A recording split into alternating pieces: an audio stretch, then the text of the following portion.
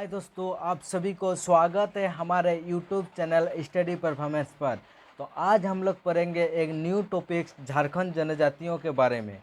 ठीक है, तो आइए हम लोग शुरू करते हैं। पार्ट 1 पढ़ेंगे, फिर उसके बाद पार्ट 2 दूसरा वीडियो आएगा। ठीक है, तो आज हम लोग पढ़ते हैं झारखंड जनजातियों के बारे में।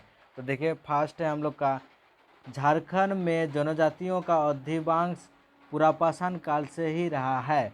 झारखंड में जनजातियों का अधिकांश पुरापाषाण काल से ही रहा है।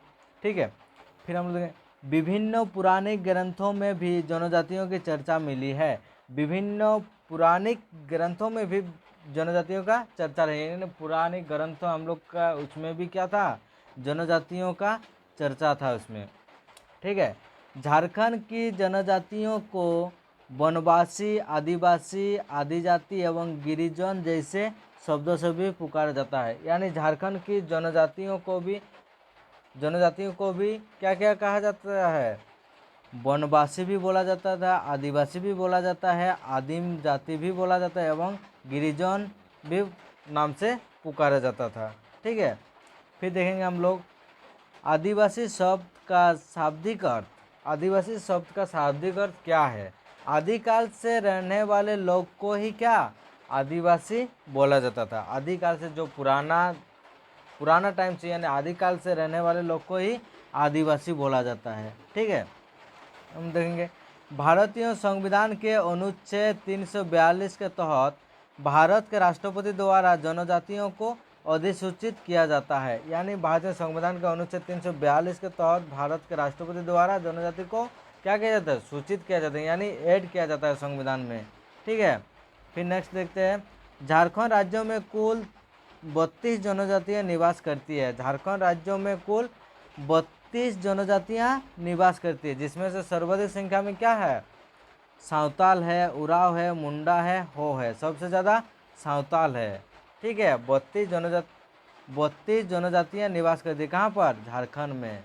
ठीक है, फिर देखते हैं हम लोग, झारखंड में प्रमुख 24 जनजातियाँ आती है। प्रमुख 24 जनजातियाँ हैं, लेकिन हम लोग का कुल जनजाति कितना है, 32 जनजाति है, लेकिन झारखंड में प्रमुख 24 जनजातियाँ आती है। शेष 8 जनजातियों को क्या कहा जाता है, आदिम जाति कहा जाता है। ठीक है, आदिम जाति श्रेणी में रखा जाता है। शेष हम लोग का 8 जो जनजाति है उसको आदिम जनजाति में क्या जनजाति के श्रेणी में रखा जाता है। ठीक है, तो 8 जाति कौन कौन सा है, ये सब भी हम लोग देखेंगे।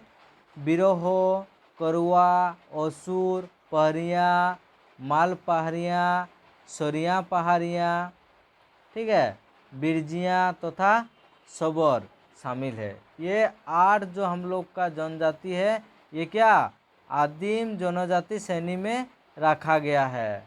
ठीक है, ये जो 8 हम लोग का क्या है जनजाति को, और बाकी 24 को हम लोग का प्रमुख क्या प्रमुख 24 जनजाति आती है झारखंड में। ठीक है, ये प्रमुख में रखा गया है, और आदिम जनजाति श्रेणी में रखा गया है ये 8 जनजाति को। ठीक है, समझ में आ गया सब।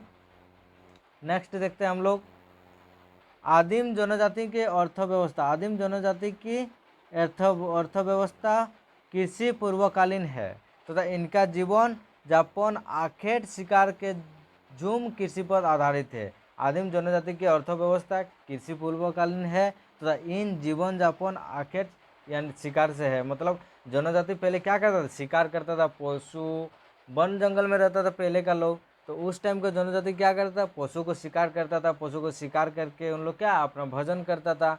फिर ऐसे और क्या करता था, झूम कृषि के आधारित थे। झूम कृषि के आधारित मतलब कहीं पर वन जंगल है तो उसको पेड़ को काट के जला के वहाँ पर खाली किया जाता है, उसमें उर्वरक जो बनता है उससे उन लोग क्या अपना कृषि करता है। जितना दिन उर्वरक का पावर रहता है या जितना दिन वैलिड रहता है उतना दिन वहाँ पर कृषि किया जाता है। ठीक है, उसके बाद उस जगह को छोड़ दिया जाता है, कहीं दूसरा जगह फिर से वहाँ पर क्या किया जाता, झूम कृषि किया जाता है। वहाँ पर फिर से पेड़ को काटा जाता है, जला जाता है, उसमें जो उर्वरक पैदा होता है उससे कृषि किया जाता है। तो इसी प्रकार से आदिम काल में जो जनजातियाँ थे वो लोग ऐसे अपना आहार यानी आहार बनाता था और पशु को शिकार करके अपना भोजन करता था।